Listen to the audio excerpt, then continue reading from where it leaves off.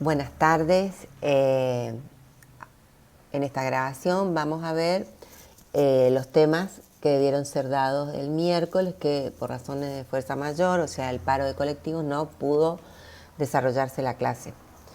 La unidad 4 concretamente refiere a los derechos de primera generación. El punto 1 del programa habla de declaraciones, derechos y garantías.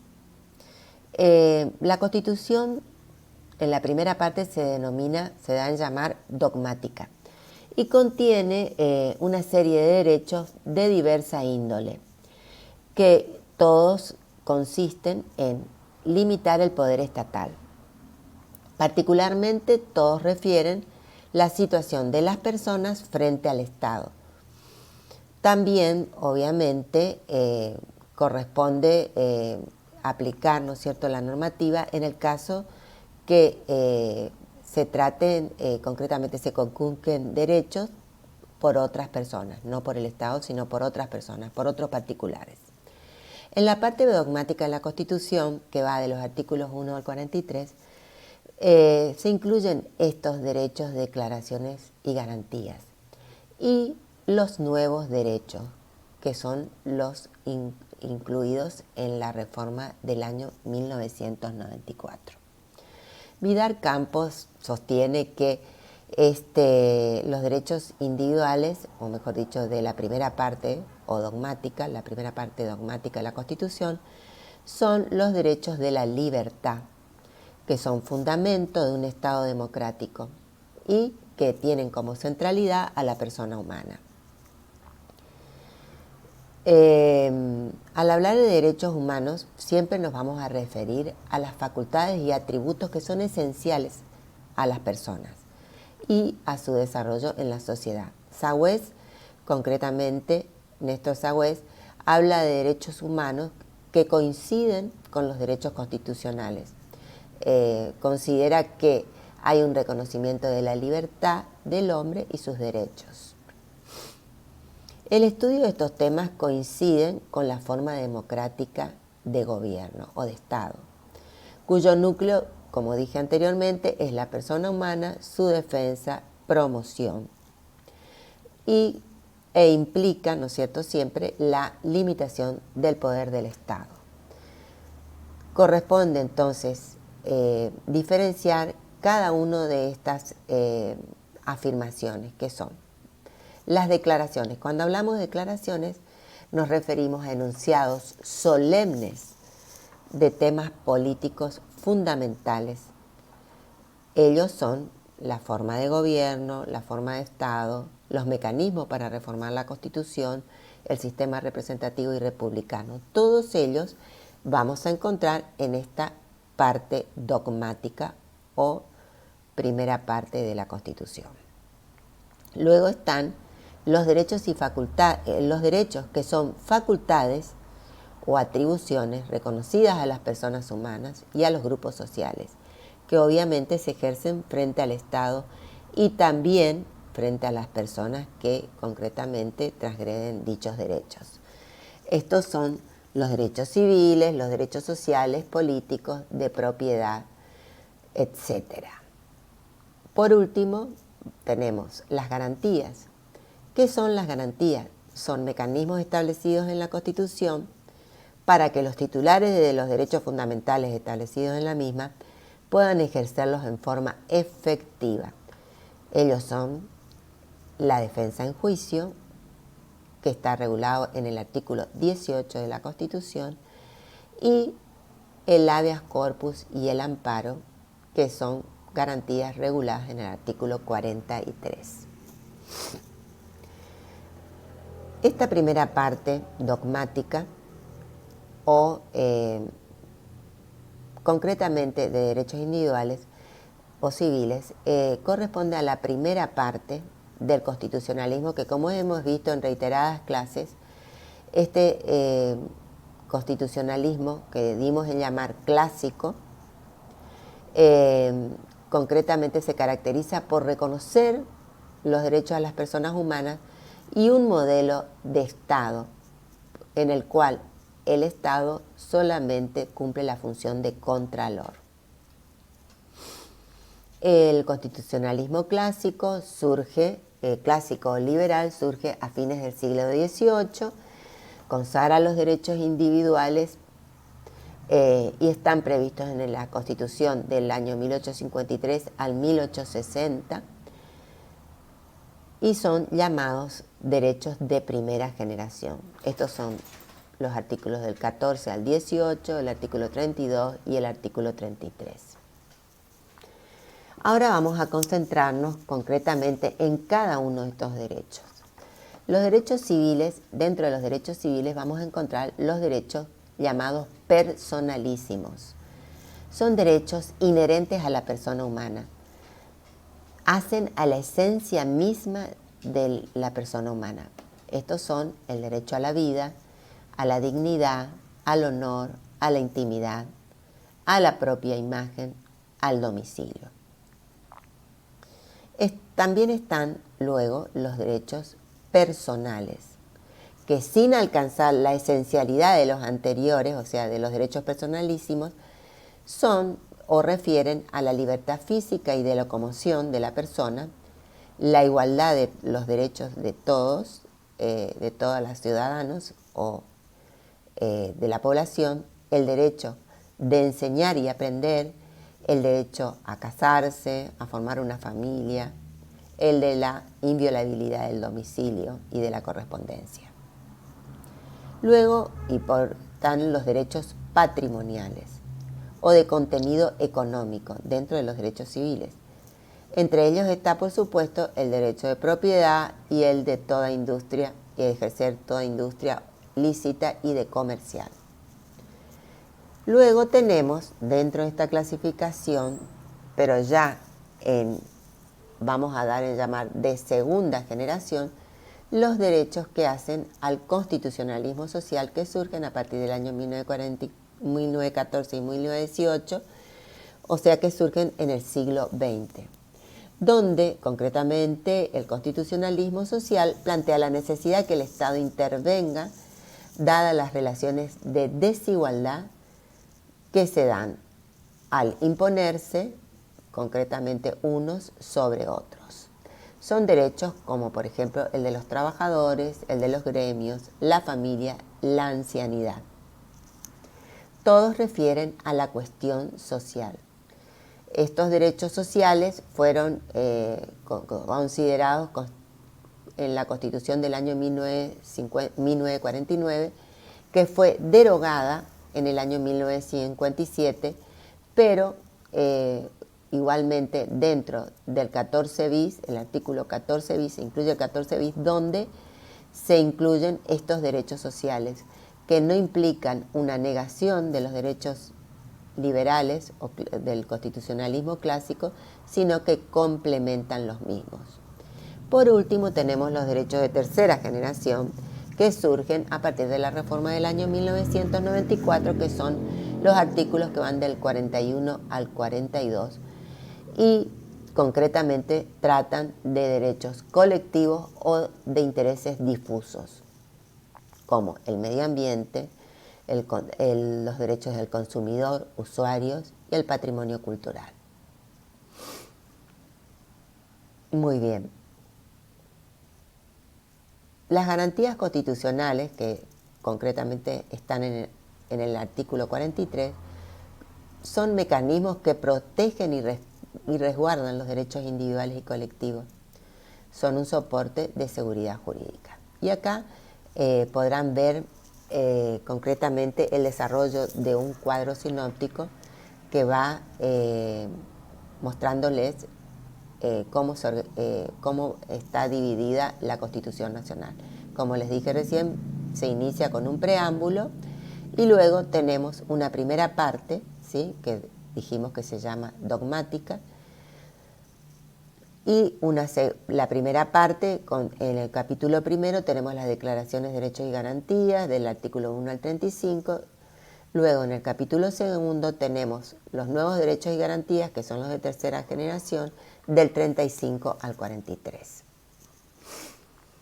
En una segunda parte tenemos en el título primero la sección primera, el Poder Legislativo, La sección segunda, el Poder Ejecutivo. La tercera, el Poder Judicial. Por último, en el título segundo, tenemos el gobierno de las provincias en los artículos 121 a 129.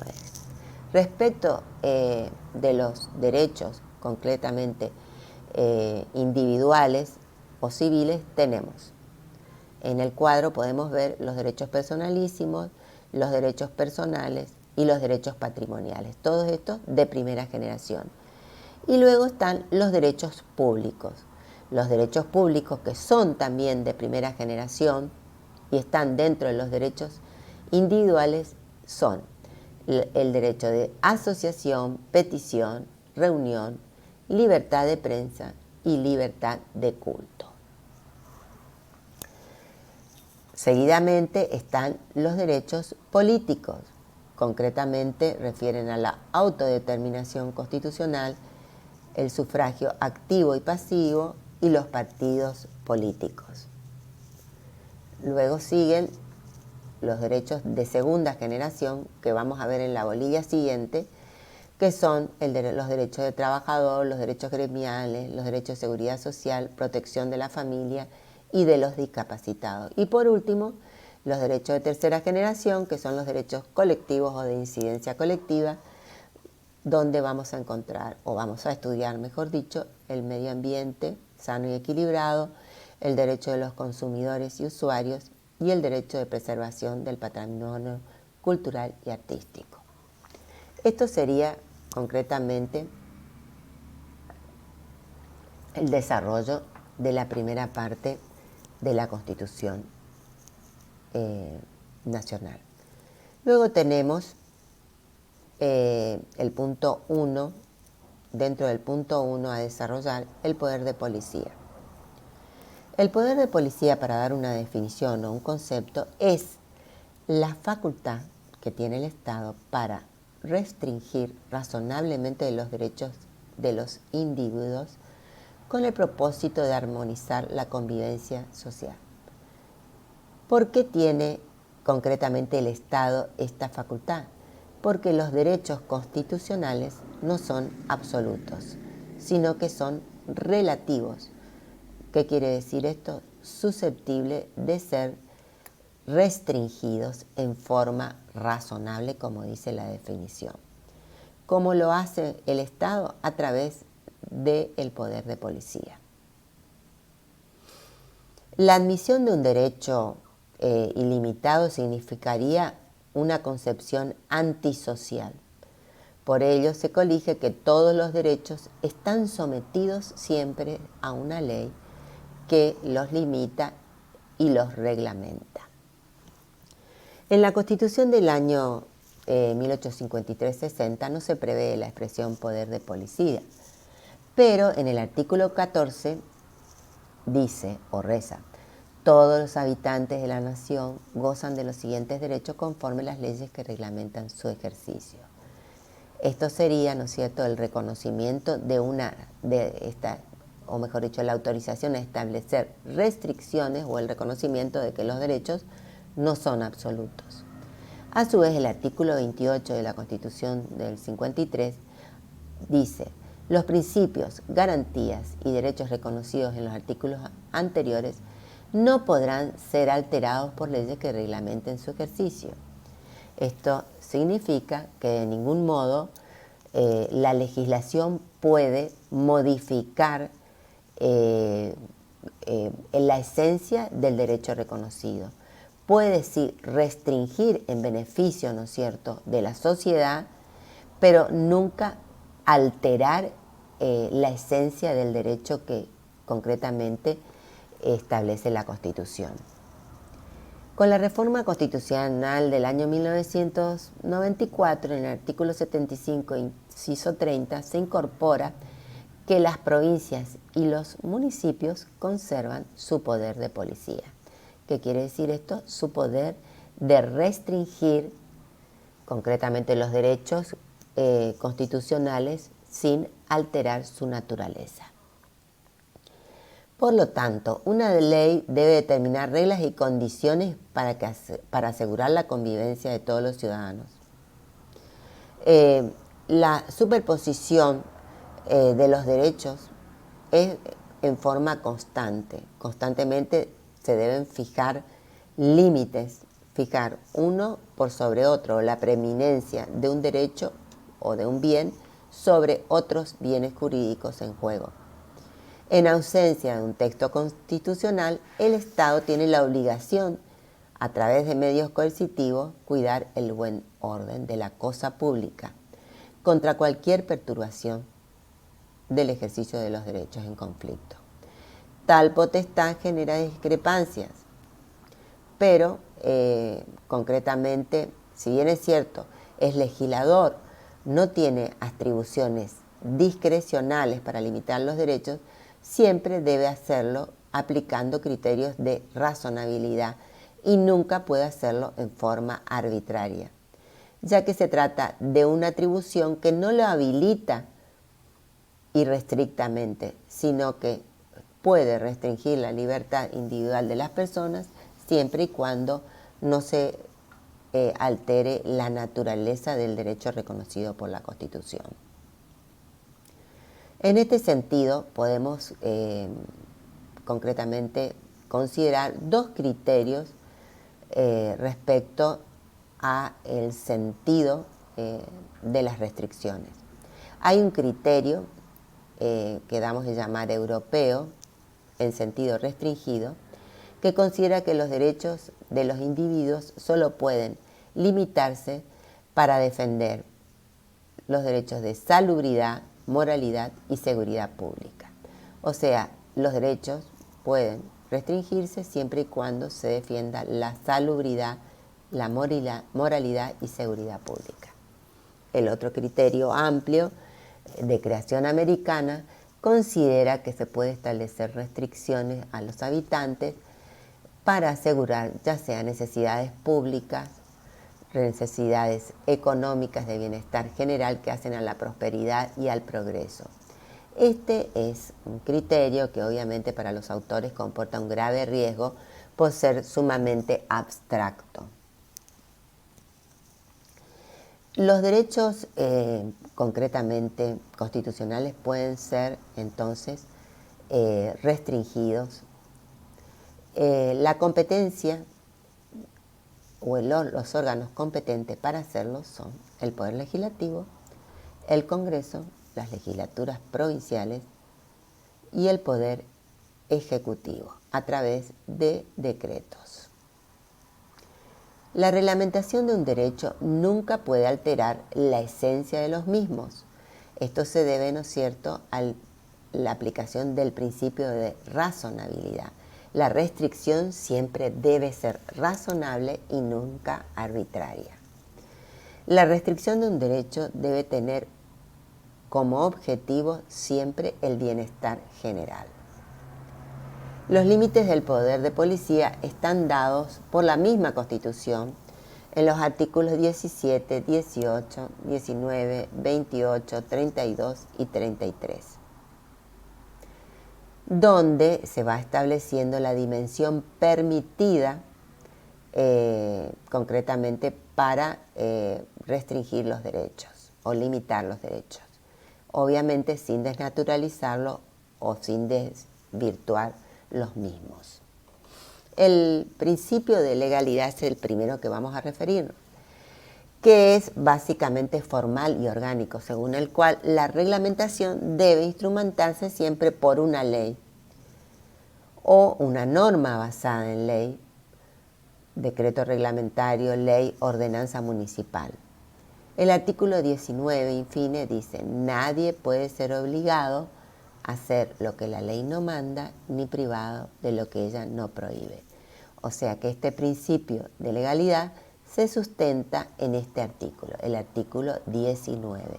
Siempre debe existir un artículo que ordene concretamente que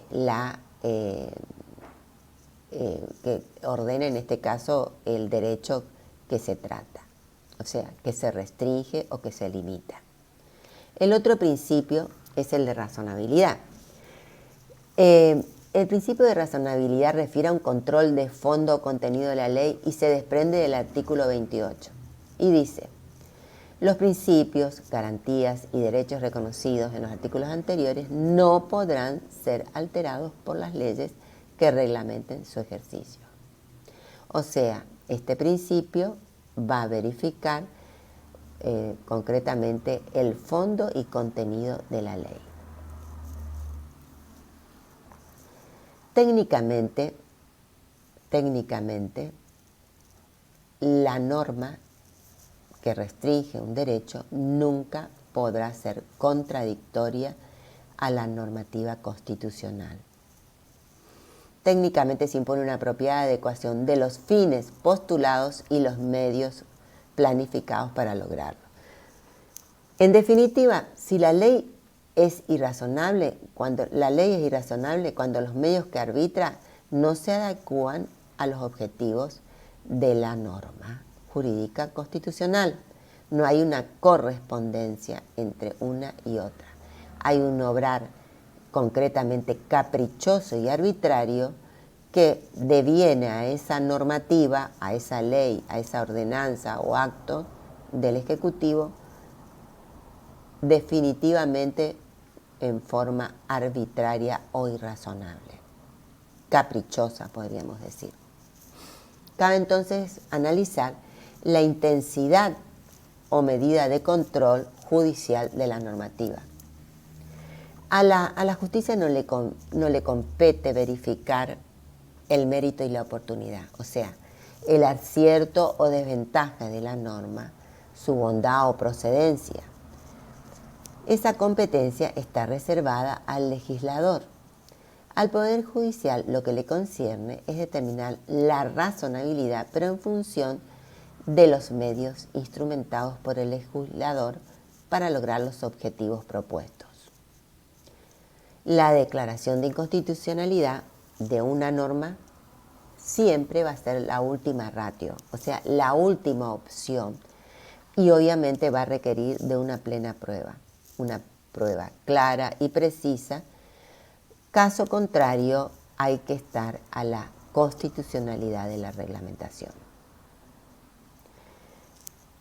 El poder de policía, la competencia y el ejercicio del mismo en el territorio corresponde a las provincias, quienes reglamentarán a través de leyes y decretos la mejor organización y cumplimiento de las leyes nacionales. En definitiva, podemos decir que la jurisprudencia ha reconocido que el poder de policía es concurrente, no solamente corresponde la competencia a la nación, sino también a las provincias y municipios, según concretamente a lo que refiere a la norma jurídica. Los derechos civiles. Vamos a hablar ahora del punto 2, de la libertad y sus distintos aspectos. La libertad consiste en la posibilidad de obrar de acuerdo a nuestro libre albedrío y obviamente solamente corresponde a las personas. Se encuentran previstos en la parte dogmática de la Constitución, como estuvimos viendo anteriormente. Esta primera parte, lo que se propone, o parte dogmática, se propone asegurar y proteger los derechos individuales. Se da a llamar el derecho constitucional de la libertad. La democracia consiste fundamentalmente en el reconocimiento de esa libertad como un atributo de la persona. ¿Sí? Por lo tanto, este atributo de la persona le adjudica al hombre un espacio de libertad jurídicamente relevante y necesario para desarrollar su personalidad. Necesariamente para una persona poder desarrollarse, necesita de este espacio jurídico de libertad. El artículo 19 establece de la Constitución Nacional las acciones privadas de los hombres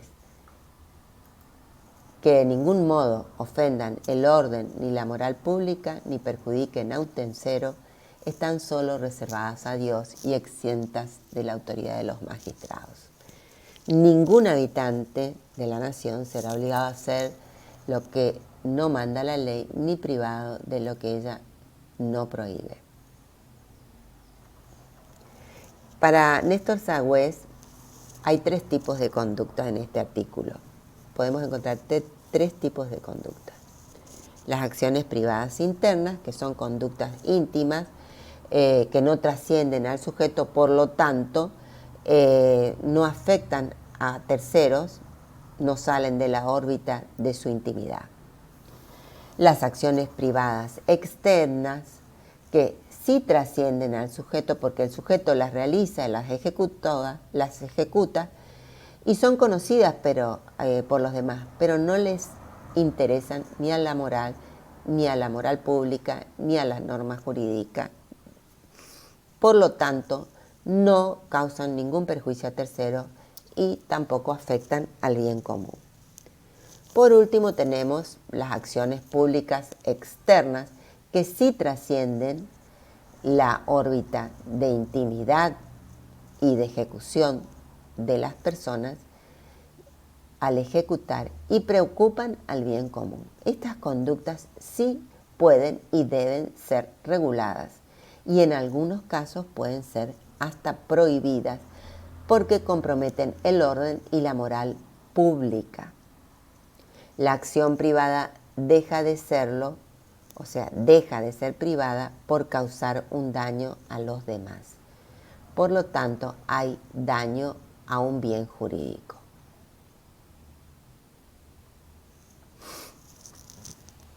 Los aspectos de la libertad.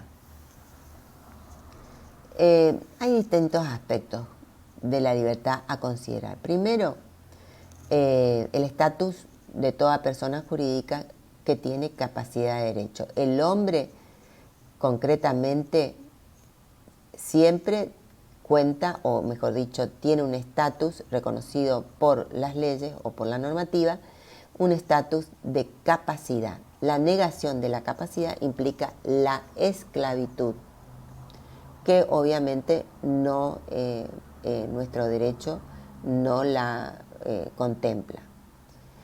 La Constitución Nacional instituye en su regulación, al igual que la normativa contenida en los tratados internacionales constitucionalizados, este estatus especial a la persona humana. Otro aspecto es el poder decidir sus acciones, determinaciones y elecciones. Dentro del área de intimidad o privacidad, la persona, o mejor dicho, el Estado no puede intervenir de ninguna forma.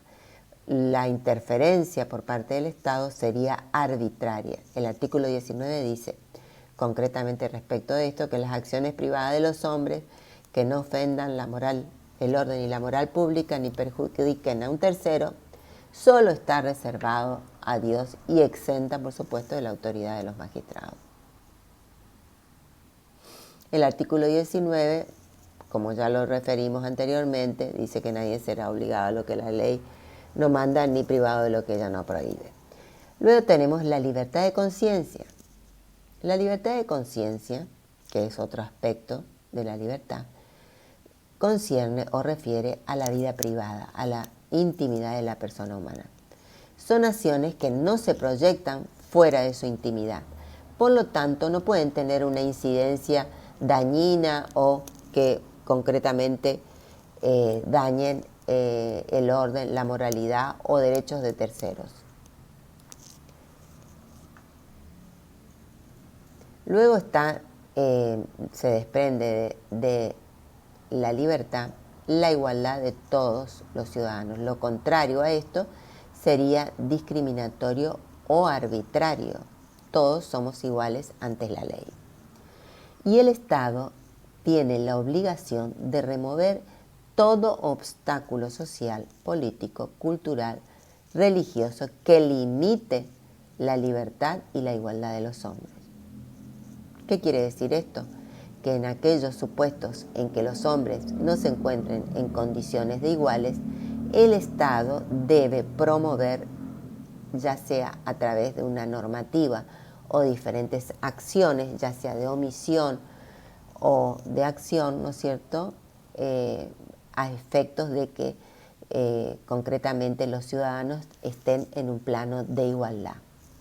Esto es el caso típico, ¿no es cierto?, de las personas discapacitadas, en que el Estado, concretamente a través de una discriminación inversa, protege a estas personas teniendo en cuenta concretamente la igualdad de todos los hombres, o sea, remueve los obstáculos. El artículo, mejor dicho, el preámbulo de la Constitución dice: el principio de libertad consiste en asegurar los beneficios de la libertad para nosotros, para nuestra posteridad y para todos los hombres del mundo que requieran habitar el suelo argentino. O sea, también la libertad corresponde aplicar a los ciudadanos extranjeros. El artículo 15 establece que en la nación argentina no hay esclavos. La libertad de intimidad, como dijimos anteriormente, está prevista en el artículo 19. La intimidad o privacidad también incluye conductas autorreferentes, como ser la elección sexual de la indumentaria, del peinado, la intimidad sexual de la pareja, la elección del proyecto de vida, etc. Luego también, dentro de la libertad, los aspectos que comprende la libertad, está el derecho a la identidad y a la diferencia. Estos derechos enriquecen la convivencia social, como por ejemplo el caso de los pueblos indígenas, la prohibición de su discriminación, ampara la identidad y diferencia personal y grupal. Como dije anteriormente, el Estado debe remover todos los obstáculos que impidan, ¿no es cierto?, concretamente que la persona sea privada de su libertad, sea discriminada o tenga un trato desigual. La libertad de prensa. Dentro de los distintos aspectos de la libertad también tenemos la libertad de prensa, que consiste en el derecho del pensamiento a ser concretamente formulado, ¿sí?, o comunicado a terceros. El derecho de pensamiento importa una clase de derecho a la intimidad que corresponde al fuero interno, que incluye el derecho a formarse con su propio juicio sin interferencia y se traduce, por ejemplo, en la libertad de creencia o de conciencia. La expresión de estos pensamientos que surgen en forma libre y en forma íntima o privada, la expresión de estos pensamientos por parte del sujeto hace referencia concretamente al derecho de comunicar sus ideas. La libertad de expresión reside entonces en la exteriorización de la libertad de pensamiento y el derecho de toda persona a divulgar el mismo, impidiendo, ¿no es cierto?, cualquier acción que cercene su derecho u obstaculice el mismo. Toda persona tiene derecho a emitir su opinión, ¿sí?, y esto implica, ¿no es cierto?, no solamente difundir sus ideas, sino también recibir y ser informado de todas, concretamente, de todo tipo o índole de ideas, ¿sí? Genera el derecho colectivo que debe ser garantizado. El pensamiento, por lo tanto, adquiere un carácter jurídico relevante cuando se exterioriza y se expresa, y más aún cuando se comunica a través de cualquier medio. El pensamiento, por lo tanto, se encuentra en una relación de alteridad, que quiere decir con otro sujeto, distinto al que lo piensa. El artículo 14 establece que todos los habitantes gozan de los siguientes derechos conforme a las leyes que reglamentan su ejercicio, diciendo o refiriendo de publicar sus ideas por la prensa sin censura previa.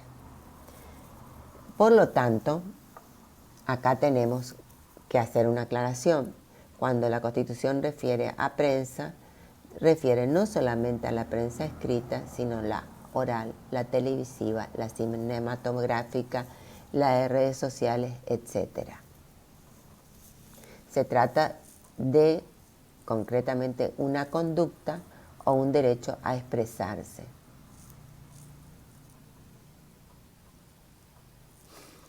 Impidiendo, por supuesto, ¿no es cierto?, o prohibiendo todo tipo de monopolio u oligopolio en la propiedad de los medios de comunicación que impidan la libertad de pensamiento y expresión. Son entonces los medios de comunicación los instrumentos esenciales para justamente poder comunicar los pensamientos, ¿no es cierto?, y expresarlos como manera de difundirlos. Por lo tanto, se requiere, además del pensamiento, se requiere la presencia de los medios de comunicación que estén abiertos a publicar las ideas sin discriminar, por lo que es relevante, como dije anteriormente, regular o impedir los monopolios. La libertad de pensamiento y expresión cumple una función social que debe ejercerse con responsabilidad. De allí el rol de la empresa, o mejor dicho, de la prensa o del medio que se trate, concretamente de comunicar libremente, concretamente los pensamientos, ¿no es cierto?, de aquellos que desean difundirlo. La democracia desaparece si no hay pluralismo, o sea, si no se permite el libre pensamiento de todos los ciudadanos. La tolerancia ciudadana o al pensamiento diferente no implica la propalación de ideas falsas o de comunicar hechos falsos. La libertad de expresión es, si bien es cierto, es el bastión fundamental de la democracia, de ninguna forma puede publicar o ser un medio de comunicar ideas falsas o concretamente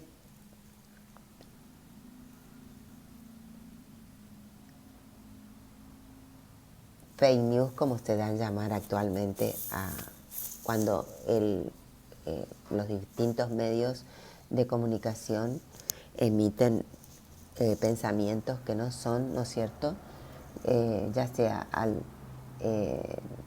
relatar hechos o lo hacen en forma falsa, comunican ideas que no se corresponden con la realidad. El artículo 14 lo que prohíbe sí es una censura previa, o sea, el medio de comunicación no puede impedir o censurar previamente el pensamiento del autor. No lo puede hacer en forma anticipada, salvo aquellos supuestos en que el editor, que tiene obviamente el derecho a no publicar concretamente el pensamiento o las ideas, puede negarse, pero en el caso que lo hiciere, lo debe hacer tal cual el autor de la obra, sin modificar ninguna de sus partes.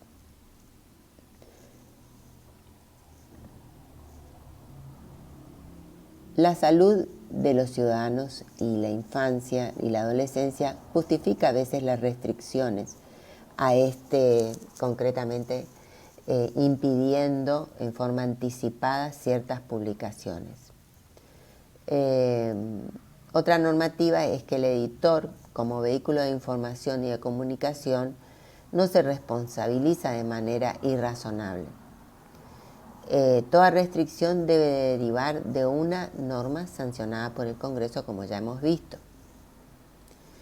El derecho a publicar debe ser siempre y cuando el mismo, lo que se va a publicar, sea veraz.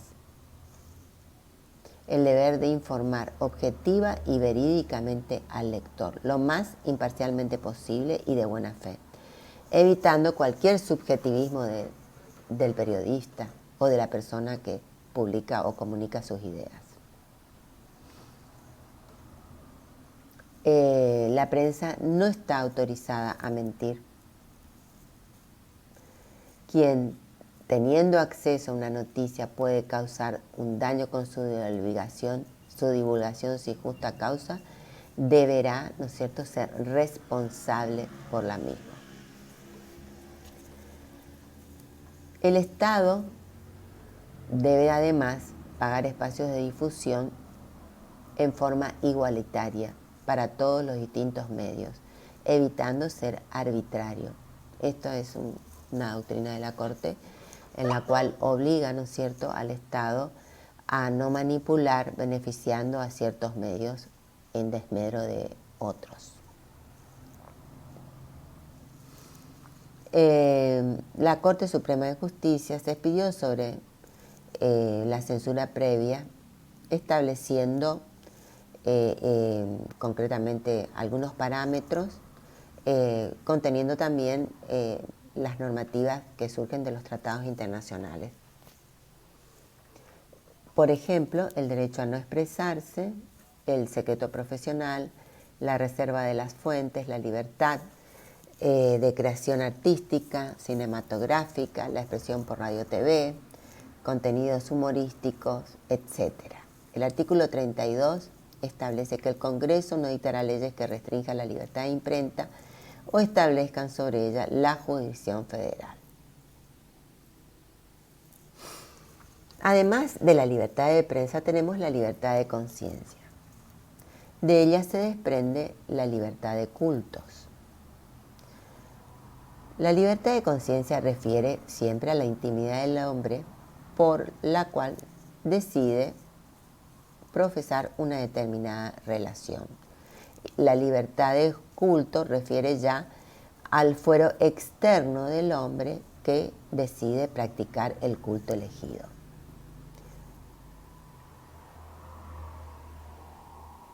A partir de la reforma de 1994 encontramos que se elimina el requisito de confesionalidad para ser presidente. Ya no se requiere ser católico. El Estado, frente a la Iglesia, puede asumir diferentes posturas. La sacral, cuando dentro de su propia normativa se encuentran normas religiosas. Laico, como la Constitución del Chaco y Estados Unidos, donde no encontramos normas religiosas, son solamente normas jurídicas. Y la secular, como es la Argentina. ¿Por qué es secular? Porque el Estado argentino reconoce una situación especial a la Iglesia Católica. Concretamente, es el reconocimiento de la Iglesia Católica Apostólica Romana como persona jurídica de derecho público no estatal. Esto de concretamente sostener el culto no implica que sea el sostenimiento económico obligatorio.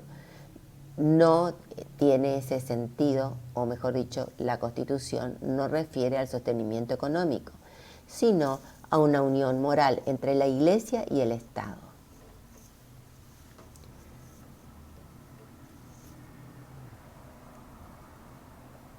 Bueno, luego tenemos los derechos públicos de asociación, petición y reunión. El del derecho público de asociación para Vanossi son facultades otorgadas a los habitantes para formular exigencias jurídicas al poder estatal. Son derechos reconocidos por el Estado para ser ejercidos frente a él.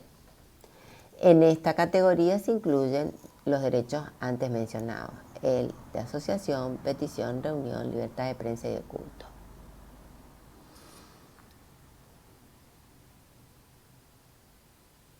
El derecho de asociación se encuentra previsto, como dije anteriormente, dentro concretamente del artículo 14 y reza en el artículo 14, derecho a asociarse. Es la facultad para congregarse en un organismo, creándolo, incorporándose a uno ya existente o dejando de pertenecer a él. La Constitución Nacional en el artículo 14 dice asociarse con fines útiles. Cuando refiere a fines útiles, refiere concretamente a fines lícitos, no refiere a la utilidad, sino a la licitud. Los aspectos que comprenden el derecho de asociarse consisten en un derecho individual de la persona que dispone de su libertad para asociarse, para formar una asociación, para ingresar a una asociación, para no ingresar o para dejar de pertenecer. En cuanto a la asociación, este derecho de asociación implica reconocer un estatus jurídico especial a las asociaciones. Concretamente, una zona de libertad jurídicamente relevante que queda exenta de las interferencias del Estado. Consiste en un otorgamiento formal de personalidad jurídica, de simple asociación, pero sin personalidad jurídica. Nuestro ordenamiento reconoce personas jurídicas estatales y personas jurídicas no estatales, asociaciones profesionales o sindicales con personalidad gremial, personas jurídicas extranjeras, etc. A partir de la reforma de 1994 se incorporan dentro de las asociaciones los partidos políticos en el artículo 38, en el artículo 42 las asociaciones de consumidores y usuarios, en el artículo 43 las asociaciones por viabilidad del amparo y en el artículo 75, inciso 17, los pueblos indígenas. Por lo tanto, las asociaciones disponen, como dije anteriormente, de un poder de disposición, de un área de libertad inofensiva, de un espacio de libertad permitido, pero siempre dentro del fin propio. No pueden apartarse del fin establecido en su creación. Y un poder disciplinario sobre los miembros.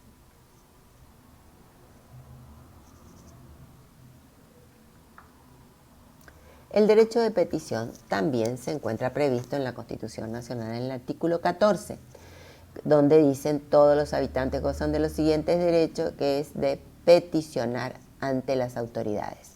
Lo podemos hacer en forma oral, escrita, individual o colectiva. Y siempre va a estar dirigida a la autoridad que tiene la potestad para resolver, ¿no es cierto?, la petición. El artículo 22 establece una sanción en el caso que concretamente las personas se atribuyan a los derechos del pueblo y peticione en nombre de este, comete delito de sedición, establece el artículo 22.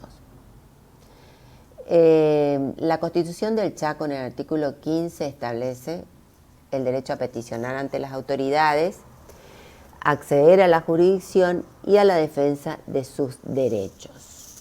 El artículo 26 también de la Constitución establece que toda persona o el Estado afectado por una resolución definitiva de los derechos públicos, municipalidades, reparticiones autárquicas de la provincia, que vulnere un interés legítimo, un derecho de carácter administrativo establecido en su favor por ley, decreto, ordenanza, reglamento, podrá promover una acción contenciosa administrativa y las demás acciones que prevea el Código de la materia.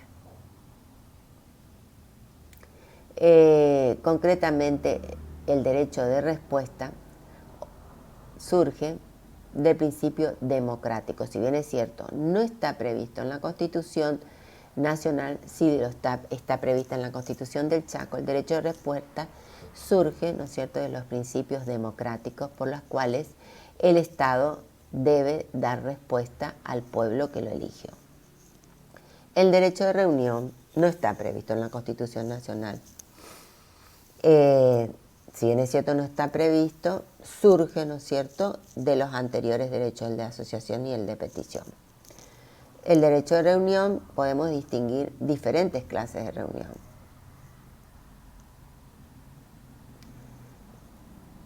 Las reuniones privadas, que no gozan de apertura, que las personas deben ser invitadas para su acceso, que puedan realizarse en lugares públicos o privados. Luego están las reuniones públicas, que no están discriminadas y están abiertas a todo el público y quedan sometidas a la jurisdicción del Estado. Estas pueden realizarse en lugares públicos o en lugares cerrados, en cuyo caso hay que dar aviso a las autoridades, no para impedir su realización, sino para asegurar, ¿no es cierto?, la seguridad de aquellos que asistan a concretamente a la reunión. Entonces se caracterizan por acceso indiscriminado, se realizan en lugares públicos y abiertos o cerrados, y se deben dar aviso a las autoridades.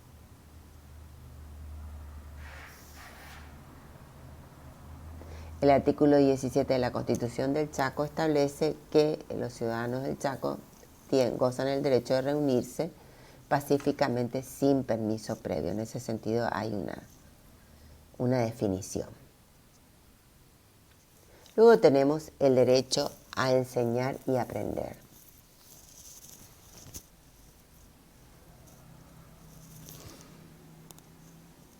El artículo 14, concretamente, también refiere al derecho de enseñar y aprender.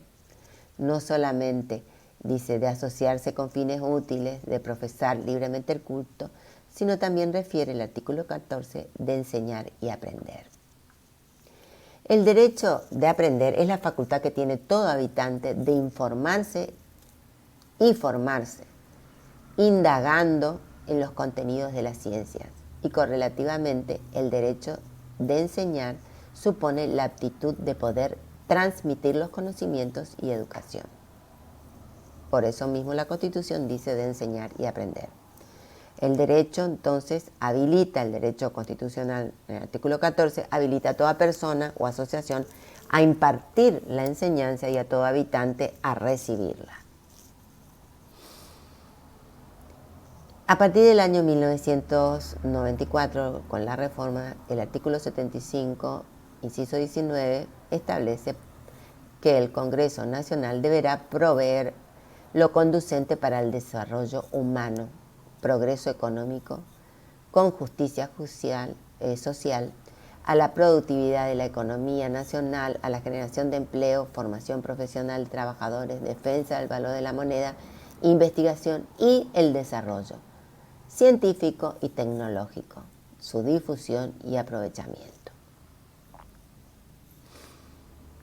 Las leyes a sancionarse por el Congreso deben concretamente deben prever la consolidación de la Unión Nacional, respetar las particularidades provinciales y locales, asegurar la responsabilidad indelegable del Estado en el caso de la enseñanza y el derecho de enseñar y aprender, la participación de las familias en el mismo y de la sociedad, la promoción de valores democráticos, la igualdad de oportunidades sin discriminación, la gratuidad de los mismos, de la enseñanza o de la educación, y la autonomía y autarquía de las universidades.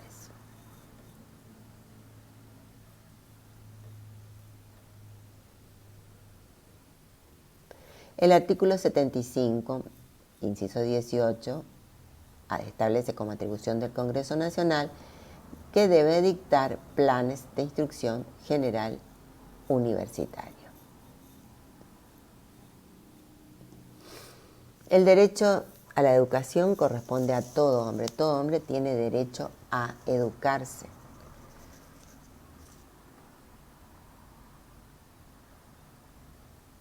El Estado federal está habilitado a dictar una ley marco conforme los principios que recién cité.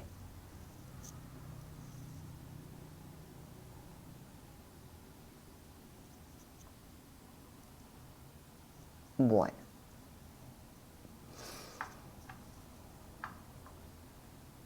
Luego vamos a continuar ya, no con los derechos de tercera generación, que nos ocuparemos recién en la bolilla siguiente. Vamos a hablar concretamente de los derechos políticos, ¿sí? En esta parte. Los derechos políticos. Los derechos políticos corresponden solamente a los ciudadanos. Habíamos visto en la unidad 1 que la población está compuesta por, concretamente, ciudadanos, ¿sí?, que gozan de derechos políticos, y los habitantes, que algunos son ciudadanos y otros son extranjeros. Por lo tanto, no gozan de los derechos políticos. Antes de la reforma del artículo 33, de la reforma concretamente a partir de la reforma del artículo del año 1994, el artículo 37 establece: esta Constitución garantiza el pleno ejercicio de los derechos políticos con arreglo al principio de soberanía popular y las leyes que se dicten en consecuencia. La igualdad real de oportunidades entre varones y mujeres para el acceso a cargos electivos y partidarios se garantizará a través de acciones positivas de regulación de los partidos, o sea, de normas jurídicas, de leyes. Bueno, ¿qué es el sufragio? El sufragio es la manifestación de voluntad individual que tiene por finalidad concurrir a la formación de la voluntad colectiva para designar los titulares de determinados cargos de gobierno o para decidir asuntos que interesan a este.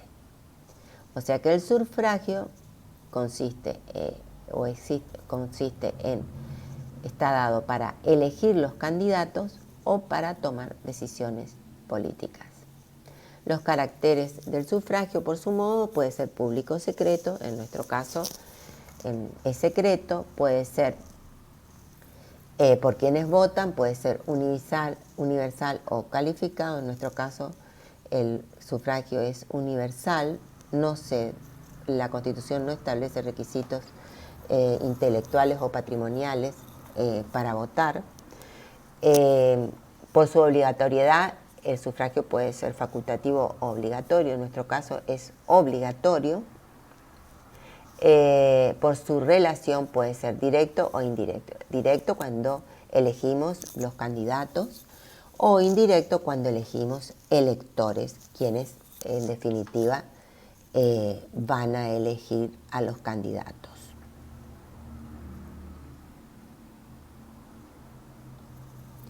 Los sistemas electorales.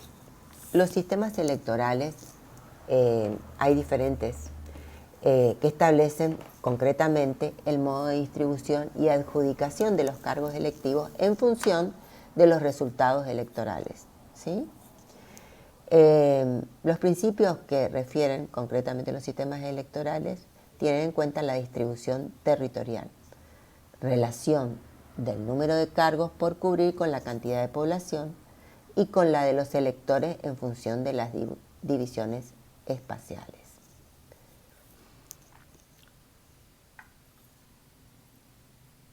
Hay distintos tipos de sistemas electorales. Los mayoritarios son aquellos que se han de llamar de mayoría relativa. Se acuerdan cargos en cada distrito al candidato que obtiene mayor cantidad de número de votos, o de mayoría absoluta con segunda vuelta o balotaje limitado a los candidatos más votados. Luego están los sistemas de representación de las minorías, que combina con el sistema de circuitos plurinominales. Se encuentra el sistema de lista incompleta o voto restringido, tercio excluido, donde cada elector vota un número inferior a los cargos a ocupar, o sea, vota por 2/3. Luego existe el voto acumulado, por el cual cada elector tiene tantos votos como cargos a cubrir, con la opción de distribuirlos en el que considere más conveniente. Puede, ¿no es cierto?, poner todos sus votos a un candidato. Luego están los sistemas de representación proporcional, que intenta que el cuerpo elegido, concretamente los candidatos elegidos, reflejen la composición política de todo el cuerpo elector. Acá tenemos el sistema de cociente. Los votos obtenidos por todas las listas se dividen por el número de cargos a cubrir y el resultado es el cociente electoral. Luego se divide el número de votos de cada lista por el cociente electoral. Estos cocientes, los nuevos cocientes, señalan el número de candidatos elegidos de cada una de las listas. En el supuesto de restos o residuos, se reparten los cargos restantes en las listas con mayor residuo o entre los que obtuvieron mayor cantidad de votos. El sistema DON divide los votos obtenidos, a diferencia del anterior, por 1, por 2, por 3, por 4, por 5, hasta cubrir las bancas asignadas. Se colocan en una columna en orden decreciente y la cifra repartidora es la cifra menor, la que corresponde al último cargo. El cociente electoral o divisor común, cifra que aparece en un cuarto lugar. Cuántas veces esté contenida en el total de votos de cada lista, tantos cargos conseguirá el partido. ¿Qué son los partidos políticos? Que es el punto 4. Los partidos políticos son la formación de una sociedad libre, concretamente, que exige por parte de los gobernantes y gobernados la decisión de respetar las reglas del juego para asegurarse, concretamente, a partir del año 1994, con la reforma, se incorpora el artículo 38 de los partidos políticos, que establece concretamente estas reglas del juego que aseguran, ¿no es cierto?, la representación de las distintas fuerzas sociales. El artículo 38 establece que los partidos políticos son personas jurídicas del derecho público, pero no son estatales, o sea, no estatal. Los partidos políticos están compuestos por los afiliados, por una ideología que se plasma en un programa o en una plataforma partidaria, tienen un fin político que consiste en gravitar políticamente y se dirige a conquistar concretamente y retener el poder. Consiste en candidaturas para cargos de origen electivo, tienen relaciones con el poder, con el ejercicio del poder, los partidos políticos, tienen poder disciplinario sobre sus afiliados, o sea, pueden aplicar sanciones y llegar hasta la expulsión de sus afiliados. Los partidos políticos tienen acceso a la información pública, acceso a la difusión de sus ideas y el Estado contribuye al sostenimiento económico y capacitación de los dirigentes de los partidos políticos. Los fondos de los partidos políticos son de carácter público. El artículo 38 dice: son instituciones los partidos políticos, instituciones fundamentales del sistema democrático. Su creación y el ejercicio de sus actividades son libres dentro del respeto que esta Constitución, a esta Constitución, la que garantiza su organización y funcionamiento democrático, la representación de las minorías, la competencia para que la postulación de los candidatos a cargos públicos electivos, el acceso a la información pública y a la difusión de sus ideas. El Estado contribuirá al sostenimiento económico de sus actividades y a la capacitación de sus dirigentes. Los partidos políticos deberán dar publicidad al origen y destino de sus fondos.